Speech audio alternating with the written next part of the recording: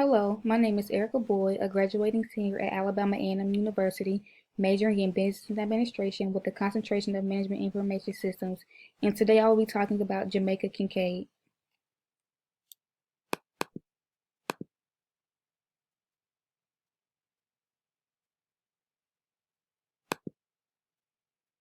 Jamaica Kincaid was born May 25, 1949 in St. John's, Antigua as Elaine Potter Richardson to the parents of Annie Richardson and Roderick Potter. She was the only child until she was 9. This is when life changed for her. She had enjoyed the sole attention of her mother up until her brothers arrived. Her relationship with her mother changed dramatically and she was no longer a dependent young child. She came from a poor family who had no electricity, running water, or plumbing in their home. Although she was intelligent and frequently tested at the top of her class, Kincaid's mother removed her from school at the age of 16 to help support the family when her third and last brother was born because her stepfather was ill and couldn't provide for the family anymore. When she was 17, her mother sent her to work as an au pair in New York. An au pair is a helper from a foreign country working for and living as a part of a host family to receiving an allowance. This was so she could send money home, but she wouldn't and eventually left there leaving no contact information for her mother. Eventually after, she had a few other jobs and started writing poems.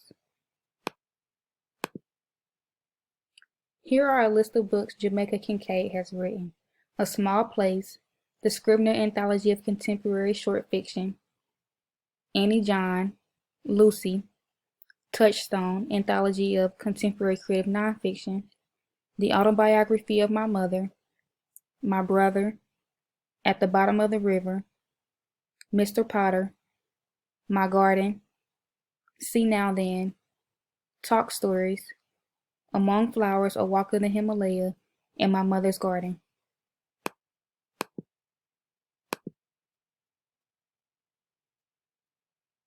I have chose to do 2 books to summarize. The first one is A Small Place. A Small Place is a short book, but extremely powerful and angry. Kincaid writes about home, about what it meant to her and what has become of how the English ruled them and how their independence has only worsened the situation because of corruption and bureaucracy. There are 4 sections in this story. The first section begins with Kincaid's narration of the reader's experiences and thoughts as a hypothetical tourist in Antigua. The reader, through Kincaid's description, witnesses the great natural beauty of the island, while being sheltered from the harsher realities of the lives of those who must live there. The second section deals with Kincaid's memories of the old Antigua, the colonial possession of Great Britain. Kincaid recalls the casual racism of the times and the subservience of Antigua to England, and especially to English culture. The third section deals with Antigua's present and begins with Kincaid asking herself the disturbing question of whether, considering the state of the island today, things weren't, in fact, better in the old days. The fourth and final section is a sort of coda to the piece, starting with an evocation of the intense physical beauty of the island. She describes the beauty as so extreme as to appear unreal, almost like an illustration or a stage set.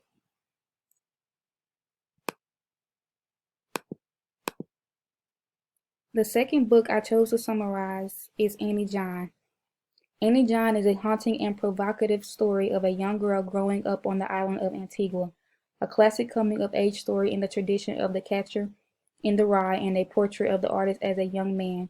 Kincaid's novel focuses on a universal tragic and often comic theme, the loss of childhood. Annie John tells the story of a young girl's coming of age in Antigua.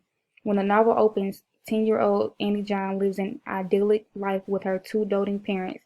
She adores her mother, basking in her mother's attention and eagerly learning about the details of her mother's daily life. Additionally, Annie obsesses over death, particularly the death of children.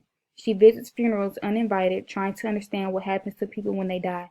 When a schoolmate dies and the overwhelmed mother cannot perform funerary duties, Annie's mother bathes and prepares the corpse for the service. Annie then fears her mother's touch for weeks. Kincaid's contribution. A significant voice in contemporary literature, Jamaica Kincaid is widely praised for her works of short fiction, novels, and essays in which she explores the tenuous relationship between mother and daughter as well as themes of anti-colonialism. Although it wasn't her original goal to become a published author, that quickly became her reality. Kincaid went on to become a highly prolific writer, often writing about the heartache of a daughter brought on by the rejection of a mother.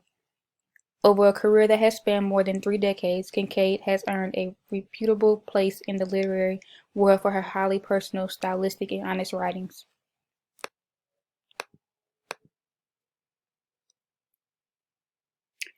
Here are some additional facts. After 3 years as an au pair, Kincaid left to become a secretary, model, and backup singer in a New York club. In 1973, Elaine Potter Richardson changed her name to Jamaica Kincaid, mainly to keep herself anonymous since she feared her family would disapprove of her writing and mock her efforts.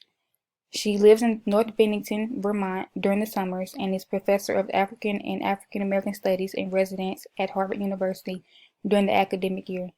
She played in the movie Life and Death. While working as an au pair, Kincaid enrolled in evening classes at a community college. She resigned from her job to attend Franconia College in New Hampshire on a full scholarship. However, she dropped out. Along with the significant development as a writer Kincaid received while working at The New Yorker, she also met Alan Shine, a classical composer and son of Ted Shine. They were married in 1979. She divorced in 2002 and has 2 children, son Harold and daughter Annie.